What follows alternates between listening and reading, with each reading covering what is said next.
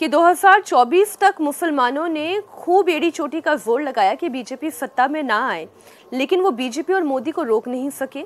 ये कहा जाता है कि बीजेपी मुसलमानों को टिकट नहीं देती, लेकिन जब दिया तो मुसलमानों ने ही उनकी जमानत को जब्त करा दिया। ये खाई बहुत बढ़ चुकी है, अब इसे पाटना मुश्किल हो गया है। देखिए, देश के यशस्वी प्रधानमंत्री जी ने बहुत, मैं गंभीरता से उस बात को रखना चाहती हूँ। यदि हमारी दृष्टि में, सरकार की दृष्टि में हिंदू मुस्लिमकरण करने का होता तो हम छटनी करके आवाज देते। ये हिंदू है, इसको घर देंगे, मुसलमान को घर नहीं देंगे। ये हिंदू है, ये मुसलमान, इसको आयुष्मान कार्ड नहीं देते। ये जो मुस्लिम समाज के नेता इस तरह की बयानबाजी करते हैं, ये स्वयं दीवार खड़ी कर रहे हैं। ऐसे बयानों से जो राष्ट्रभक्त, देशभक्त मुस्लिम है, उनको उनके बयानों से सावधान रहना चाहिए। क्या जातियां एक हो जाएंगी इस महाकुंभ से? देखिए, जातियां होती हैं शादी ब्याह के लिए, वो हमेशा रहेंगे और रही हैं, लेकिन जहाँ देश की बात आती है तो सारा समाज एक है। हम लोग, संत समाज दृष्टि देता, ब्रह्म सत्यम जगत मिथ्या, जीवो ब्रह्मयु न परा। ब्रह्म सत्य है, जगत मिथ्या है, त्रिकाला बाधित्व सत्यत्वम, जो तीनों कालों में आबाद रूप से रहे, जिसको गुरुवाणी कहती आदि सत्य युगादि सत्य है भी सत्य, नानक होसी भी सच। तो वो एकात्मता को हमें दर्शाता है। आप देखिए ना, लोग, अभी मुझे किसी ने पूछा कि साधुओं का रोल क्या है इसमें, तो मैंने कहा साधुओं का आज से नहीं है, गार्गी कब हुई थी जी। जो याज्ञवल्क्य और जनक के बीच में वेदांत का शास्त्रार्थ करके याज्ञवल्क्य जी को कहा कि आप पूरे पुरुष नहीं हो, यहाँ 2.5 पुरुष विराजित हैं, अभी आप आधे पुरुष हो पाए। अपने को पुरुष कहती, जो उस पुरुषत्व को प्राप्त कर ले वो पुरुष।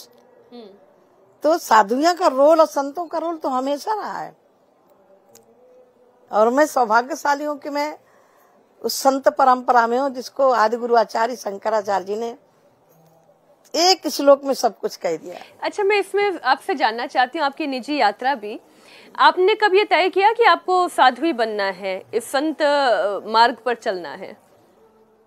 मेरे पिताजी, शायद मेरे बड़े भाई थे, वो पैदा हुए थे, वो सन्यासी बनने चले गए थे।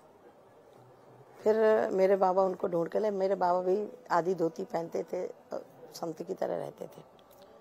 मेरे पिताजी को खोज के लाए, उसके बाद मेरी पैदाइशी हुई, और पता नहीं वो संस्कार पूर्व जन के होंगे, कुछ होगा। मुझे संत अच्छे लगते थे, मीनाक्षी जी, मुझे दुनिया अच्छी नहीं लगती थी। जैसे मैंने याददाश्त संभाली, मेरे पिताजी घर में रामचरितमानस का पाठ करते थे, पूरे मोहल्ले को बैठा के पढ़ते थे। प्रौढ़ शिक्षा चलाते थे, पहले पढ़ाते थे, उसके बाद 1 घंटा रामचरितमानस का पाठ होता था, हम बैठ के सुनते थे। तो मुझे लग रहा है कि कहीं न कहीं परिवार के संस्कार जाते हैं, लेकिन ये मैंने नहीं सोचा कि मैं संत बन जाऊं या क्या करूं। जैसे उम्र क्या थी आपकी जब आपने सोचा? 14 साल।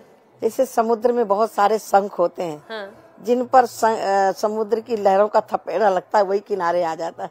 ऐसे ही हम लोग हैं, कब बन गए, कब कैसे बने, बनने के लिए नहीं निकले कि हम ये बनेंगे वो बनेंगे, नहीं, बनने के लिए नहीं निकले, आए बन गए, उस रास्ते पर चल पड़े। कांटे बहुत हैं। गोस्वामी जी कहते हैं, चलत ज्ञान का पंथ कृपाण की धारा।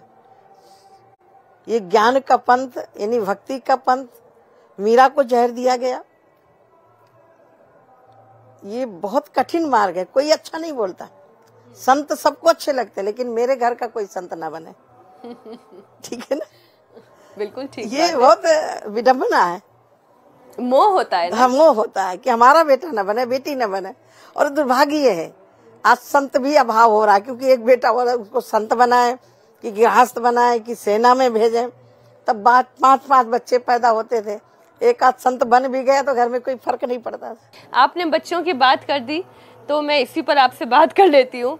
इतनी आबादी बढ़ाकर करेंगे क्या? मोहन भागवत जी कह रहे हैं कि हमें सोचना होगा, हिंदू परिवारों को सोचना होगा, अनुपात बिगड़ रहा है, ज्यादा बच्चे करने होंगे। संत कितने?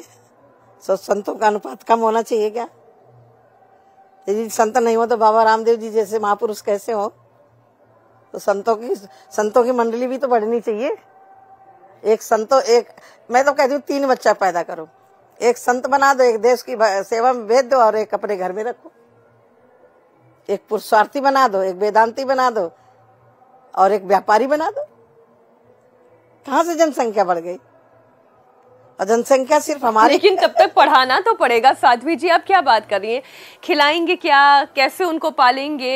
यहाँ तक लाने के लिए, संत बनाने के लिए, पुरुषार्थी बनाने के लिए, व्यापारी बनाने के लिए भी तो बेसिक एजुकेशन देनी पड़ेगी। बाबा रामदेव जी ने गुरुकुल खोल दिया ना, इतना अच्छा। मेरी बच्चियां, आश्रम की 2 बच्चियां पढ़ रही है, संस्कार केंद्र बनाया, शिक्षा भी दे रहे हैं, आधुनिक शिक्षा और हमारी जो आध्यात्मिक शिक्षा के साथ बच्चों को पढ़ा रहे हैं। ऐसे गुरुकुल होने चाहिए। दुर्भाग्य कि हम उस समय पर, हमारे समय में बाबा रामदेव जी नहीं थे, नहीं हम भी उसी गुरुकुल में पढ़े हुए थे। आप उनसे बड़ी प्रभावित हैं। आप भी योग करती हैं? मैं बहुत प्रभावित हूँ।